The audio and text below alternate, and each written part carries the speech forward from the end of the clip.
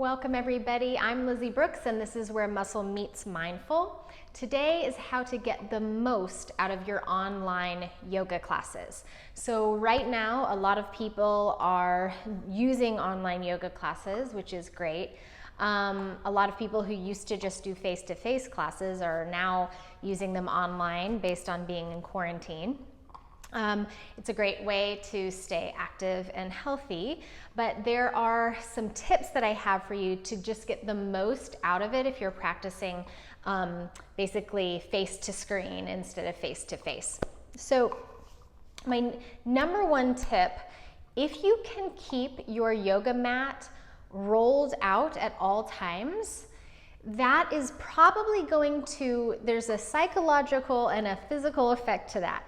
So if it's already rolled out, you are more likely to throw yourself on top of that yoga mat and do something.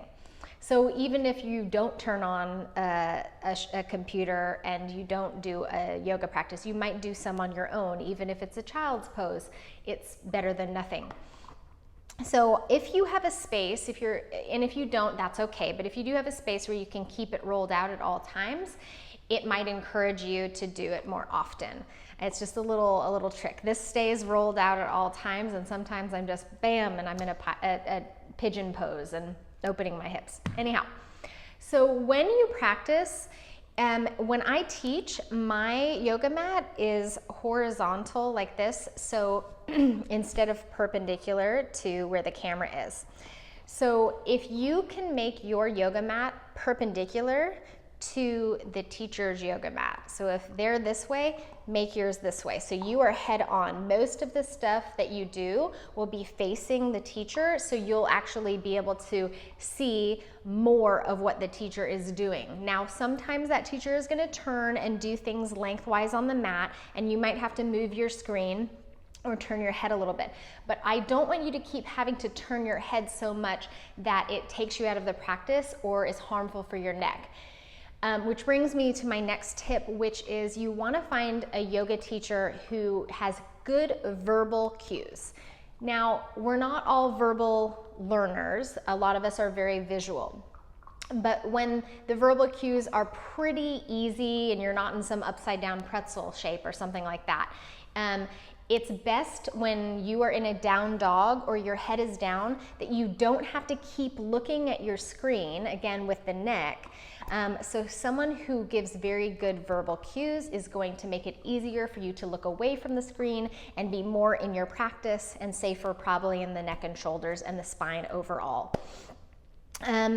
You want to wear yoga clothes that aren't super billowy so that when you do a down dog or something like that, they're coming up and you're having to adjust them and they're just getting in your way. So something, it doesn't have to be super tight, it doesn't have to be a yoga brand or anything, but something that's not going to get in your way so much and just agitate you. That's not the point. That's not what you're there for. And choose a length of video that is very doable for you. So sometimes when you choose an hour-long video and you only really have 25 minutes, they're not going to get into the bulk of a lot of maybe the asana or the poses that you want to do until later on because they know they have a lot of time. So choose something that is easy, you know you can do it, and it's really accessible for you. Even if it's 10 minutes, there's plenty of 10-minute. I have 10-minute yoga resets and things like that on my channel for that very reason. Sometimes I only have 10 minutes, but you can do a lot in 10 minutes and feel a lot better and shift your mood. And sort of in choosing the time that's right, you want to choose the level that's right. So it's hard to know when you're choosing a yoga teacher if that level of that particular video is going to be correct for you and how you feel on that particular day. So try to do your homework, maybe go through it a little bit, see what poses are done and see if it works. Read the description. There's a lot of information usually in the description. And then another tip is to be willing to turn it off. If the practice isn't working for you and it's not to the right level of where you are that day, whether it's too easy or too difficult, you want to find that just right.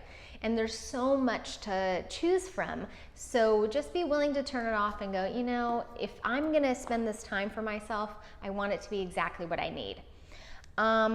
You wanna look for teachers who modify. So again, if you're in a class where they're doing all of these, you know, harder movements and not giving modifications, then that might not be the right practice for you.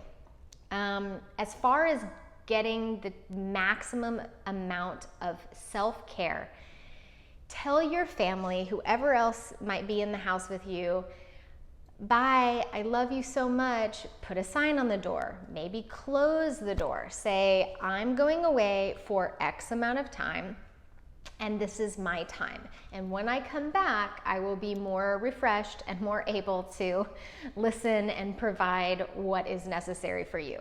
But really do let folks know that you need this time, and let them know the expectation of how much time, so that you're not interrupted, because you deserve to have this time.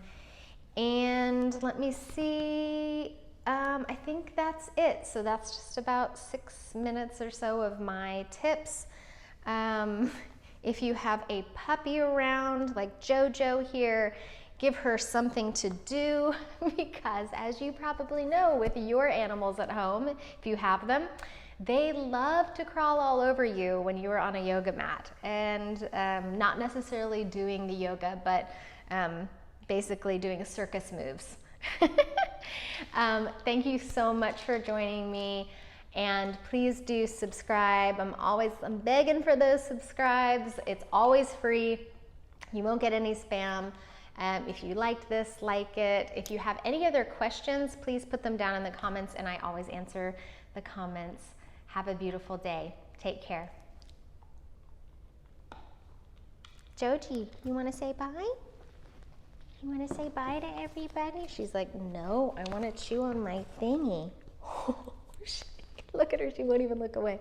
Bye. Oh, okay. You know, we all have our things.